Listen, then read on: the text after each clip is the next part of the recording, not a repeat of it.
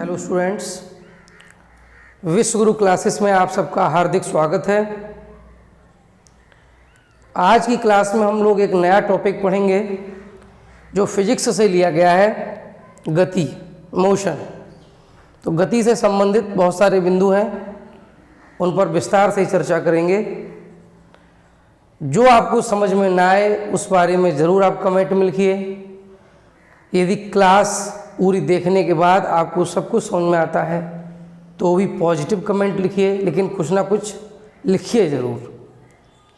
और अगर क्लास अच्छी लगती है तो शेयर कीजिए, अपने साथ के और स्टूडेंट्स को सब्सक्राइब कराइए, लाइक कीजिए। तो शुरू करते हैं आज की क्लास। सबसे पहले हम लोग समझेंगे गति क्या होती है, मोशन क्या होती है। तो देखिए, हम लोग देखते हैं कि बहुत सारी वस्तुएं हैं जो हमें एक ही जगह पर नज़र आती हैं, यानी अगर उन्हें हम आज देखेंगे तो भी वो वहीं पर हैं, कुछ समय बाद देखेंगे तो भी वहीं पर हैं, 10 दिन बाद देखेंगे तो भी वहीं पर हैं।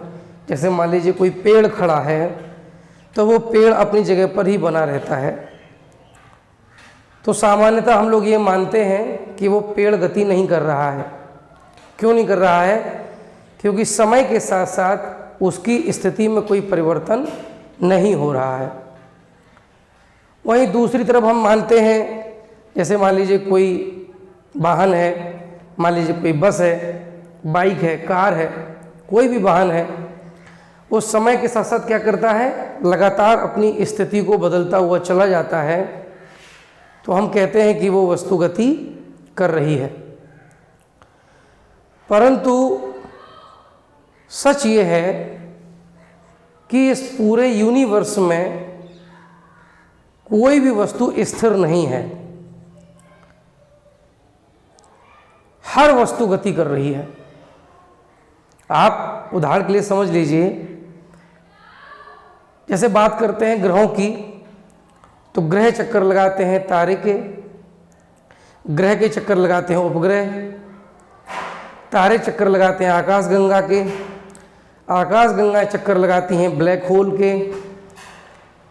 तमाम आकाशगंगाएं हैं जो एक दूसरे का चक्कर लगा रही हैं, ब्रह्मांड का चक्कर लगा रही हैं। कुल मिलाकर के कहने का मतलब ये है कि छोटी से लेकर के बड़ी से बड़ी जो वस्तु है, ऑब्जेक्ट है, वो सब गतिमान है। और सत्य ये है कि गति ही जीवन है, गति ही जीवन है। गति जिस दिन बंद हो जाएगी उस दिन जीवन समाप्त हो जाएगा। जिस दिन तारा, जिस दिन ग्रह, जिस दिन उपग्रह ये घूमना बंद कर देंगे उस दिन ब्रह्मांड समाप्त। जिस दिन हमारे शरीर में रक्त संचरण रुक जाएगा, समाप्त, जीवन समाप्त। हमारे हृदय की धड़कन रुक जाएगी, जीवन समाप्त। तो कुल मिलाकर के हम एक ही बात बोल सकते हैं कि जो जीवन है वो गति ही है। आज बहुत गर्मी है, क्लास को रिकॉर्ड कर रहा हूँ और मेरी मजबूरी है कि मैं पंखा नहीं चला सकता, क्योंकि पंखा चलाता हूँ तो उसकी एक साउंड आती है और वो पूरा ऑडियो क्वालिटी को ख़राब कर देती है। और गर्मी इतनी ज़्यादा है कि पसीना बहे जा रहा है। खैर, चलिए पढ़ते हैं। तो हमने बहुत सारी वस्तुएं देखी हैं जिसमें से हम देखते हैं कि कुछ स्थिर हैं और कुछ गतिमान हैं। लेकिन हमने एक बात बताई कि सत्य ये है कि कोई भी वस्तु स्थिर नहीं। फिर वो हमें स्थिर नज़र क्यों आती है? ऐसा हमें क्यों लगता है जैसे कि ये वस्तु स्थिर है? तो उसका कारण है निर्देश बिंदु। क्या है? निर्देश बिंदु, या उसका कारण है निर्देश फ्रेम। इसे हम क्या कहेंगे? इसे कहेंगे point of reference. Point of reference, इसे कहेंगे फ्रेम ऑफ रेफरेंस। तो कोई वस्तु स्थिर नहीं है लेकिन कोई वस्तु में स्थिर नज़र क्यों आती है, तो उसका कारण है निर्देश फ्रेम या निर्देश। तो हमने आपको बताया कि हमें कोई वस्तु स्थिर नज़र आती है या गतिमान नज़र आती है, इसका कारण है निर्देश फ्रेम, यानी वो निकाय जिसके सापेक्ष हम उस वस्तु की गति को देख रहे हैं उसे हम निर्देश फ्रेम कहते हैं। आप उदाहरण समझिए, आपको सब समझ में आ जाएगा।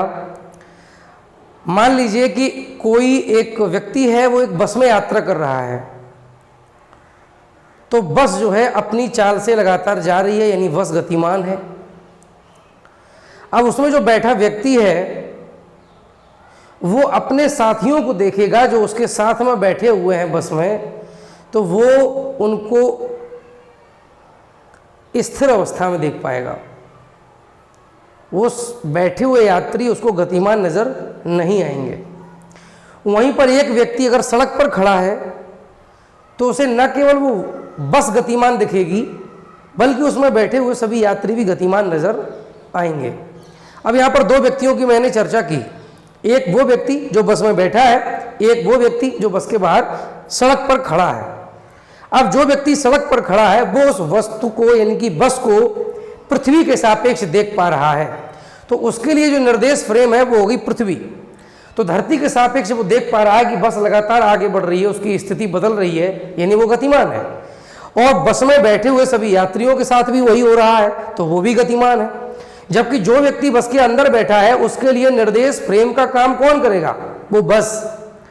जब वो बस के सापेक्ष देखेगा तो उसे अंदर बैठे हुए सभी यात्री अपनी जगह पर नजर आएंगे, यानी वो स्थिर अवस्था में नजर आएंगे।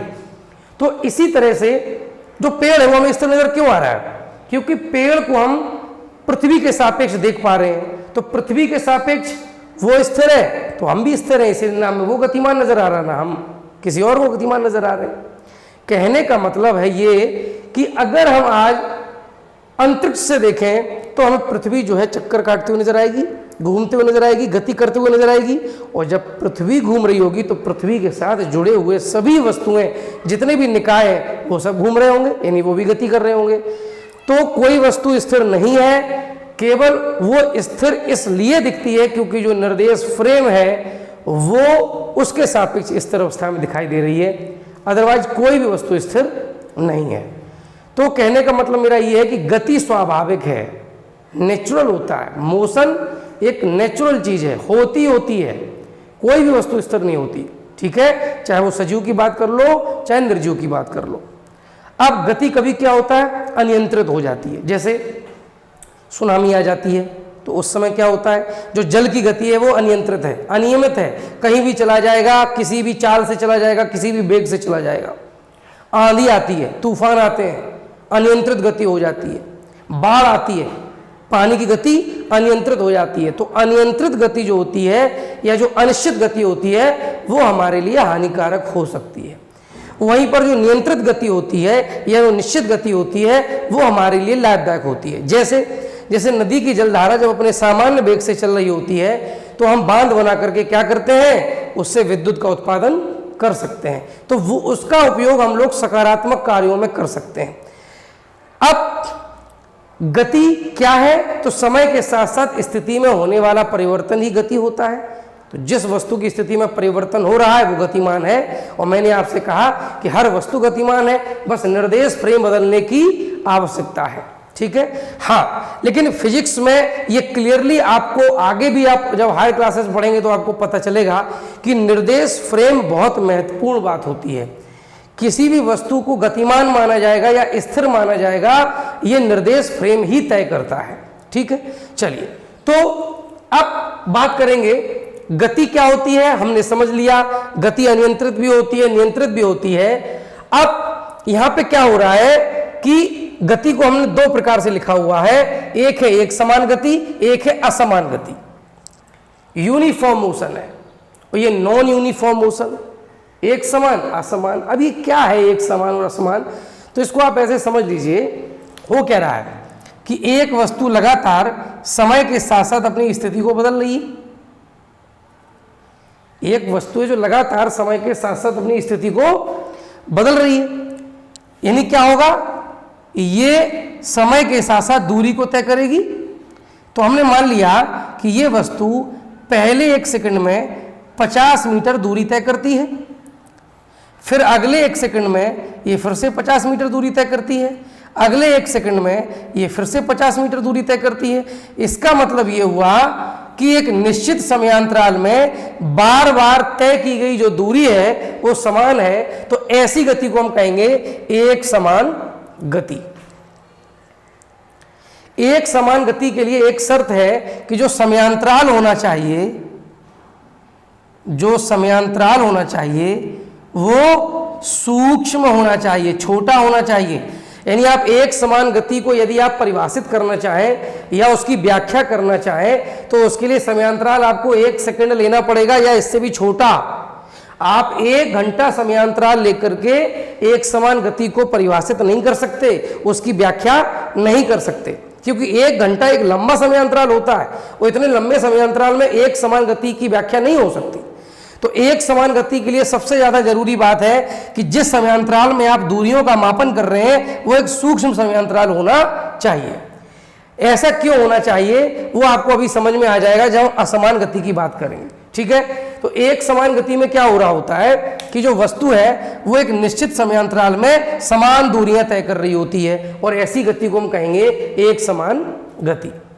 असमान गति क्या है? मान लीजिए इसी में हम क्या कर देते कि 1 सेकंड में मान लीजिए पहले सेकंड में उसने 20 मीटर दूरी तय करी, अगले सेकंड में उसने 30 मीटर दूरी तय करी, अगले सेकंड में उस वस्तु ने 40 मीटर दूरी तय करी। तो यहाँ पे क्या हो रहा है, समयांतराल तो हमने निश्चित लिया हुआ है, लेकिन उस निश्चित समयांतराल में जो दूरियां तय करी जा रही हैं वो अलग अलग हैं।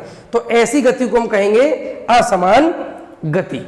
तो एक समान गति में समान समयांतराल में समान दूरियां तय करी जाएंगी, असमान गति में समान समयांतराल में अलग अलग दूरियां तय करी जाएंगी। अभी मैंने एक बात बोली कि समान गति के लिए छोटा समयांतराल लेना बहुत जरूरी होता है। तो देखिए क्यों। मान लीजिए मैं आपसे कहता हूं कि 1 घंटे में, मान लीजिए मैं कहीं जाता हूं लंबी दूरी पर और पहले 1 घंटे में मैं 70 किलोमीटर की दूरी तय करता हूं, अगले 1 घंटे में मैं फिर से 70 किलोमीटर की दूरी तय करता हूं, अगले 1 घंटे में मैं फिर से 70 किलोमीटर की दूरी तय करता हूं। देखिए यहां पर और यहां पर आपको बिल्कुल समानता नजर आ रही होगी। यहां भी समयांतराल निश्चित है, बराबर बराबर है और दूरियां भी समान है। लेकिन क्या इस स्थिति में हम उस वस्तु की गति को एक समान गति कह सकते हैं? तो इसका जवाब है नहीं कह सकते। क्यों नहीं कह सकते? क्योंकि ये जो 70 किलोमीटर 1 घंटे में दूरी तय करी जा रही है ये उसका औसत निकल के आएगी। कैसे? मान लीजिए मैं कहीं जाता हूं 1 घंटे में, मान लीजिए मैं 70 किलोमीटर की दूरी तय कर लेता हूं, तो इसका मतलब क्या हुआ, क्या मेरे वाहन की चाल जो होगी वो हर पल 70 किलोमीटर प्रति घंटा रही होगी? नहीं, कभी हम 80 किलोमीटर प्रति घंटा भी चले होंगे, कभी हम 70 किलोमीटर प्रति घंटा भी चले होंगे, कभी 50 किलोमीटर प्रति घंटा चले होंगे, कभी 20 किलोमीटर प्रति घंटा ही चले होंगे। जो हमारे वाहनों में ओडोमीटर लगा होता है, जो उस वाहन की गति को नापता है, चाल को नापता है, उसकी जो रीडिंग होगी, उसका जो मापन होगा वो अलग अलग होगा, कभी 40, कभी 50, कभी 60, कभी 70, कभी 80। लेकिन 70 किलोमीटर की दूरी जब हमने तय करी तो ओवरऑल जो हमें टोटल टाइम लगा वो 1 घंटा लगा। फिर से अगले घंटे में हमने 70 किलोमीटर दूरी तय करी, फिर से अगले घंटे में 70 किलोमीटर दूरी तय करी। तो यहां पे हो कह रहा है लंबे समयांतराल में आपको एक समान दूरियां नजर आ रही हैं, लेकिन इसका ये बिल्कुल मतलब नहीं है कि वो वस्तु एक समान गति कर रही है, कभी कम कभी ज्यादा। लेकिन 1 घंटे में औसतन जो दूरी तय कर रही है वस्तु वो 70 किलोमीटर कर रही है। ठीक है। अब गतियां जो होती हैं वो कभी कभी बहुत सरल भी होती हैं और कभी कभी बहुत जटिल भी होती हैं। जैसे एक सीधी मार्ग पर कोई वस्तु गति कर रही है सीधी रेखा में, तो उसे हम क्या कहेंगे? उसे हम कहेंगे सरल रेखी गति। तो जो सरल रेखी गति होती है वो गति का सबसे साधारण रूप होता है। ठीक है ना। गति का सबसे साधारण रूप क्या होगा? सरल रेखी गति। जब कोई वस्तु एक बिंदु से अपनी गति शुरू करती है और एक सीधी रेखा में गति करती हुई चली जाती है तो इसे हम कहेंगे सरल रेखी गति। कभी कभी वस्तु क्या होता है, वक्र मार्ग पर, जैसे कि वृत्ताकार मार्ग पर भी गति करती है, तो इसे हम कहेंगे वृत्तीय गति। तो सबसे साधारण गति जो होती है वो आपकी होती है सरल रेखी गति। तो गति क्या है? समय के साथ साथ वस्तु की स्थिति में यदि परिवर्तन हो रहा है तो हम कहेंगे वस्तु गतिमान है। ठीक है, प्रत्येक वस्तु गतिमान है, लेकिन निर्देश फ्रेम बदलने पर हमें वस्तुएं स्थिर भी नजर आती हैं। ठीक है, गति नियंत्रित होती है तो वो मेरे लिए सकारात्मक कार्यों में इस्तेमाल हो सकती है, अनियंत्रित होती है तो वो हमें नुकसान भी पहुंचा सकती है। कोई भी वस्तु दो प्रकार से गति कर सकती है, एक समान गति, असमान गति। एक समान गति में क्या होगा? निश्चित समयांतराल में बराबर दूरियां तय करेगी। समयांतराल होना कैसा चाहिए? सूक्ष्म। असमान गति में क्या होगा? निश्चित समयांतराल में दूरियां जो तय करेगी वो अलग अलग करेगी। अगर हम समयांतराल बड़ा ले लेते हैं तो वो गति उसकी एक समान नजर आ जरूर रही होगी, लेकिन वो एक समान गति नहीं होगी, औसत रूप से उसकी गति एक समान होगी। ठीक है, तो निर्देश फ्रेम और निर्देश बिंदु के बारे में हमने आपको बताया कि निर्देश फ्रेम का मतलब होता है वह निकाय जिसके सापेक्ष हम किसी वस्तु की गति को देख रहे होते हैं, उसका प्रेक्षण कर रहे होते हैं। निर्देश बिंदु भी क्या हो सकता है? मान लीजिए एक उदाहरण ले लेते हैं कि मोहन का घर रेलवे स्टेशन से 2 किलोमीटर कहाँ है? मान लीजिए 2 किलोमीटर हम कहते हैं पश्चिम की ओर है, 2 किलोमीटर पश्चिम की ओर है। तो यहाँ पे जो रेलवे स्टेशन है वो मोहन के घर के लिए क्या हो जाएगा? निर्देश बिंदु हो जाएगा। क्यों? क्योंकि मोहन के घर की जो स्थिति है उसको मैंने रेलवे स्टेशन के सापेक्ष बताया हुआ है। तो यहाँ पे कौन सा बिंदु है जिसके सापेक्ष स्थिति बता रहा हूं? Railway station. तो यही हो जाएगा आपका निर्देश बिंदु। अब बात करते हैं दूरी की।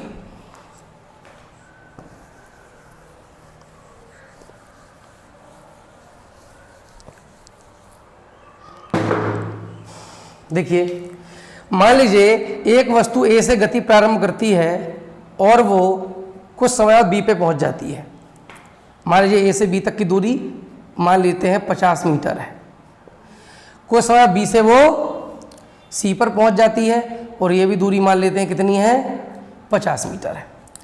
तो क्या होता है, वो वस्तु पहले ए से बी गई, फिर बी से सी गई, फिर सी से वो वापस आई। मान लीजिए कोई एक आदमी है, वो अपने घर से निकला और ए शहर से कहाँ तक गया? बी, फिर बी से सी शहर गया और सी से वापस फिर अपने ए शहर वापस आ गया। तो पहले वो 50 मीटर दूरी तय करेगा, ए बी, ये कितनी? 50 मीटर करेगा। फिर वो बी से सी तक जाएगा, बी सी ये दूरी तय करेगा। फिर जब वापस आएगा तो फिर से इतनी ही दूरी तय करेगा और बी से ए वापस आएगा तो फिर से इतनी दूरी तय करेगा। यानी टोटल जो दूरी तय करी 50 और 50 100 मीटर और लौटते में 100 मीटर, तो टोटल कितनी दूरी तय कर ली? 200 मीटर। तो दूरी क्या होगी? किसी वस्तु द्वारा जो कुल लंबाई तय करी जाती है। अब कौन सी वस्तु लंबाई तय करेगी? जो गतिमान होगी। तो किसी गतिमान वस्तु द्वारा जो कुल लंबाई तय करी जाती है उसको हम क्या कहते हैं? उस वस्तु के द्वारा तय की गई दूरी, डिस्टेंस। दूरी को हम क्या कहते हैं? डिस्टेंस। दूरी एक अदिश राशि है। कैसी राशि है? अदिश राशि। अदिश राशि का मतलब क्या है? अदिश राशि का मतलब यह हुआ कि दूरी को व्यक्त करने के लिए हमें दिशा की कोई आवश्यकता नहीं होती। उस व्यक्ति ने किस दिशा में, ए से बी गया, बी से सी गया, सी से बी वापस आया, इससे कोई मतलब नहीं कि वो वापस आ रहा है कि आगे जा रहा है। बस जो लंबाई वो तय करेगा वो जुड़ती चली जाएगी। ठीक है, तो वो दूरी हो जाएगी। तो दूरी को व्यक्त करने के लिए दिशा की कोई आवश्यकता नहीं होती, इसलिए दूरी एक अदिश राशि होती है। ठीक है, तो इतना हमें समझ में आ गया कि कोई वस्तु जो गतिमान है वो जितनी कुल लंबाई तय करती है उसे हम कहेंगे वस्तु के द्वारा तय की गई दूरी। अब इसी में हम विस्थापन को समझ लेते हैं। विस्थापन को हम कहते हैं डिस्प्लेसमेंट।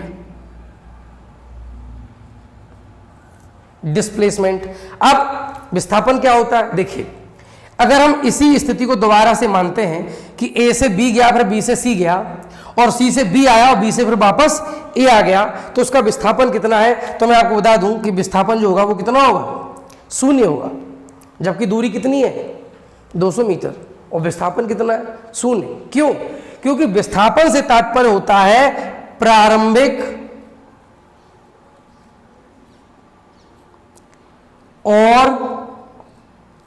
प्रारंभिक और अंतिम स्थितियों के बीच की दूरी। अब यहां देखिए, चला कहां से था? ए से। रुका कहां पे? ए पर। यानी प्रारंभिक स्थिति क्या है? ए। अंतिम स्थिति क्या है? ए। तो प्रारंभिक स्थिति और अंतिम स्थिति दोनों समान हो गई, लिहाजा उनके बीच का दूरी जो होगी, उनके बीच का अंतर होगा वो कितना होगा? 0। तो विस्थापन 0। तो विस्थापन कैसी राशि है? सदिश है। तो ये भी लंबाई, लेकिन आपको किसके बीच की लंबाई लेनी है? केवल प्रारंभिक और अंतिम स्थितियों के बीच की लंबाई लेनी है। जैसे मान लीजिए ये वृत्ताकार वस्तु कोई गति करती है, ठीक है। ये मान लीजिए कोई वृत्त बना हुआ है, ये वृत्ताकार पार्क है, और इस पार्क का जो एक चक्कर है वो मान लीजिए कितना है? 400 मीटर। तो कोई व्यक्ति इस पॉइंट से चक्कर लगाना शुरू करता है और वापस यहाँ आ जाता है, तो वो कितनी दूरी तय करेगा? 400 मीटर। कितनी दूरी तय करेगा? 400 मीटर, क्योंकि चक्कर पूरा 400 मीटर का है। अगर हम कहें उसने कितना विस्थापन तय किया? 0। क्यों? क्योंकि जहां से चलाता वहीं पर रुका है, तो प्रारंभिक और अंतिम स्थिति समान है, विस्थापन 0 होगा। अब मान लीजिए कि वो व्यक्ति ए से चला और कहाँ रुक गया? बी पर रुक गया। ए से चला और बी पर रुक गया, तो कितनी लंबाई तय करी उसने? टोटल कितनी दूरी तय करी? यहाँ से यहाँ तक, ये आधी, तो 400 का आधा कितना हो गया? 200 मीटर। तो वो दूरी कितनी तय करेगा? 200 मीटर के बराबर। लेकिन अगर हम कहें कि वो विस्थापन कितना होगा, तो ए से बी को हम क्या करेंगे? मिलाएंगे, और ये जो लंबाई होगी वो इस पार्क के व्यास के बराबर होगी। तो अगर हम इस परिधि से इसके व्यास को कैलकुलेट कर लेंगे, तो जो भी व्यास निकल करके आएगा वो हो जाएगा विस्थापन। तो विस्थापन सदैव प्रारंभिक और अंतिम स्थितियों के बीच की दूरी होती है, इसलिए ये सदिश राशि होती है, और दूरी आपकी अदिश राशि होती है। तो दूरी और विस्थापन समान भी हो सकते हैं। कब? जब वस्तु एक सीधी रेखा में गति कर रही है और लगातार आगे गति करती जा रही है। अगर हम यहाँ पे बात करते कि वस्तु ए से चली कोई वस्तु, बी पहुंची, बी से सी पे जाकर रुक गई, तो दूरी कितनी तय करी? 50 और 50 100 मीटर। विस्थापन कितना होगा? 100 मीटर ही होगा। क्यों? क्योंकि प्रारंभिक स्थिति ए, अंतिम सी, बीच की दूरी 100 ही निकल करके आएगी। तो जब कोई वस्तु एक सीधी रेखा में लगातार एक ही दिशा में गति करती रहती है, तो उस स्थिति में हम कह सकते हैं कि विस्थापन और दूरी समान होंगे। ठीक है, चलिए, तो ये हो गया दूरी और विस्थापन की बात। अब बात करते हैं चाल और वेग की। चाल और वेग, तो देखिएगा, अगर हम बात करें चाल की, कि चाल क्या होता है? चाल को हम कहते हैं स्पीड, चाल, ठीक है ना। तो चाल क्या होता है? तो होता क्या है, कोई भी वस्तु एक निश्चित समयांतराल में एक निश्चित दूरी तय करती है।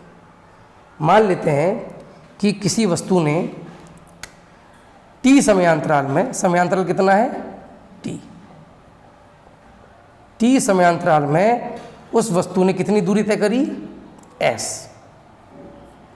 कोई वस्तु गतिमान है, वो गतिमान वस्तु टी समयांतराल में एस दूरी तय करती है, तो उसकी टी समयांतराल में कितनी दूरी?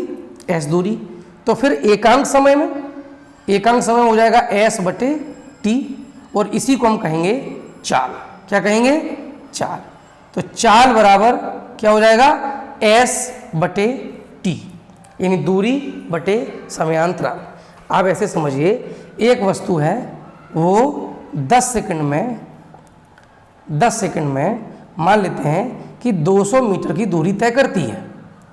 एक वस्तु 10 सेकंड में 200 मीटर की दूरी तय करती है। 10 सेकंड में 200 मीटर, तो 1 सेकंड में कितनी तय करेगी? तो 1 सेकंड में करेगी 200 मीटर में हम 10 का दे देंगे, 10 सेकंड का दे देंगे भाग, तो कितना आ जाएगा? 1 सेकंड में कितने आ गई? 20 मीटर। यानी 1 सेकंड में कितनी दूरी तय करी?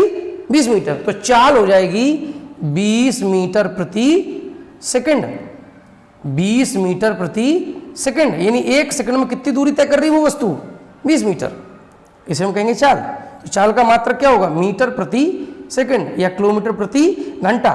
ये ऊपर आप ले लेंगे दूरी का मात्रक और नीचे ले लेंगे समय का मात्रक। यहां फिर से समझेंगे हम लोग। मान लेते हैं कि कोई एक वस्तु है वो 10 सेकंड में 200 मीटर की दूरी तय करती है। तो समयांतराल कितना हो गया हमारा? 10 सेकंड। तय की गई दूरी कितनी हो गई? 200 मीटर। तो 10 सेकंड में जो दूरी तय करी वो 200 मीटर करी। तो 1 सेकंड में वस्तु कितनी दूरी तय करेगी? 200 में हम 10 से डिवाइड कर देंगे तो कितना आ जाएगा? 20 मीटर। यानी प्रति सेकंड वो वस्तु 20 मीटर दूरी तय करेगी। इसी को हम कहते हैं चाल। तो चाल हो जाएगी 20 मीटर प्रति सेकंड। तो परिभाषित कैसे करेंगे? कोई भी वस्तु इकाई समय में, इकाई से मतलब यहाँ पे क्या है? 1 मिनट हो सकता है, 1 सेकंड हो सकता है, 1 घंटा हो सकता है। वो निर्भर करता है इस बात पे कि आप जो कैलकुलेशन कर रहे हैं वो कौन से सिस्टम में कर रहे हैं। SI सिस्टम में, MKS, CGS, FPS किस में कर रहे हैं? आपने उस समय का मात्रक क्या ले रखा है, ये उस बात पर निर्भर करता है। तो इकाई समय में या एकांक समय में कोई वस्तु जितनी दूरी तय करती है उसे हम उस वस्तु की चाल कहते हैं। और ध्यान रखें, चाल एक अदिश राशि है, यानी यहाँ इस बात से कोई मतलब नहीं है कि आप किस दिशा में दूरी तय कर रहे हैं, बस दूरी तय करते जा रहे हैं किसी भी दिशा में, ठीक है ना। तो अब उसको अगर हम फॉर्मूले के रूप में देखेंगे तो क्या होगा? हम मान लें कि t समयांतराल में वस्तु s दूरी तय करती है। बात को समझिए, t समयांतराल में वस्तु s दूरी तय करती है। तो इकाई समयांतराल में कितना? s divided by t। इसी को हम कहेंगे वस्तु की चाल। तो चाल बराबर क्या होगा? वस्तु द्वारा तय की गई दूरी बटे कुल लगा समय या कुल समयांतराल। तो v बराबर s बटे t, s divided by t।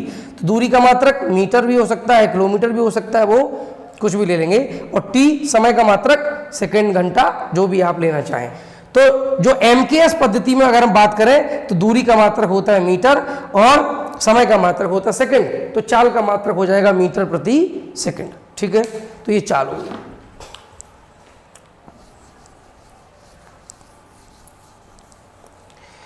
अब हम चाल के बाद समझेंगे वेग। चाल के बाद हम समझेंगे वेग। वेग को हम कहते हैं वेलोसिटी। वेलोसिटी। तो देखिए वेग है क्या? एक निश्चित दिशा में जो वस्तु की चाल होती है उसी को हम वेग कहते हैं। परिभाषित क्या करेंगे? एक निश्चित दिशा में वस्तु की चाल को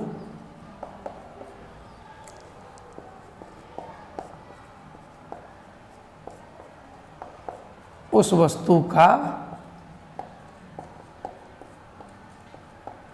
वेग कहते हैं। यानी जब हम वस्तु की चाल तो निकालते हैं लेकिन किसी निश्चित दिशा में निकालते हैं तो फिर वो क्या कहलाता है? वस्तु का वेग, ठीक है ना। तो यहां पे दिशा जरूर जुड़ के आ रही है। यानी अगर आप वेग को व्याख्या करना चाहें, वेग को परिभाषित करना चाहें, व्यक्त करना चाहें, तो आपको ना केवल वेग का परिमाण चाहिए, यानी उसका संख्यात्मक मान चाहिए, बल्कि उसके साथ साथ आपको दिशा भी चाहिए। तो ये कैसी राशि हो जाएगी? सदिश राशि हो जाएगी। तो वेग एक सदिश राशि होती है, ठीक है ना। तो एक निश्चित दिशा में जो वस्तु की चाल होगी उसी को हम वेग कहते हैं। तो हम मान लेते हैं कि एक वस्तु है जो A से चली, कहाँ तक चली? B तक। और ये दूरी कितनी तय करी? S। तो ध्यान दीजिए, A से B एक निश्चित दिशा हो गई। तो एक निश्चित दिशा में जो दूरी तय करी वो कितनी है? S। तो इस दूरी को हम विस्थापन भी तो कह सकते हैं। क्यों? क्योंकि इस स्थिति में प्रारंभिक स्थिति क्या है? A और अंतिम स्थिति क्या है? B। तो ये अंतिम और प्रारंभिक स्थितियों के बीच की दूरी क्या कहलाती है? विस्थापन। तो जब एक निश्चित दिशा में हम दूरी का मापन करेंगे वही तो विस्थापन होता है। तो A से B तक की दूरी अर्थात विस्थापन हो गया। अब इस दूरी को तय करने में मान लीजिए जो समय लगा वो कितना लगा? T। तो कुल समयांतराल कितना है? T। और इस समयांतराल में जो विस्थापन तय किया है या एक निश्चित दिशा में दूरी, एक निश्चित दिशा में तय की गई दूरी को ही हम विस्थापन कहते हैं। तो एक निश्चित दिशा में तय की गई दूरी मान लेते हैं S है। तो T समयांतराल में कितनी? S। तो एकांक में S डिवाइडेड बाई T। इसी को हम कहते हैं वेग। तो वेग का मात्रक भी क्या हो जाएगा? मीटर प्रति सेकंड। वेग में और चाल में सिर्फ एक फर्क है कि चाल जो होती है वो अदिश होती है, उसका इस बात से कोई लेना देना नहीं है कि वस्तु किस दिशा में गति कर रही है, जबकि वेग जो निकाला जाता है वो किसी निश्चित दिशा में निकाला जाता है, ये सदिश राशि होती है बस। तो इसमें क्या हो जाएगा, वेग बराबर हो जाएगा विस्थापन बटे समयांतराल, या विस्थापन की जगह हम क्या लिखेंगे, एक निश्चित दिशा में तय की गई दूरी बटे समयांतराल। ठीक है, तो परिभाषित कैसे करेंगे इसको, इकाई समय में, इकाई समय, फिर से मैं वही बात बोलूंगा, इकाई समय से तात्पर्य क्या है, आपने समय का मात्रक क्या लिया है, 1 मिनट, मिनट लिया तो 1 मिनट, सेकंड लिया तो 1 सेकंड, घंटा लिया तो 1 घंटा। तो इकाई समय में वस्तु द्वारा एक निश्चित दिशा में, एक निश्चित दिशा में तय की गई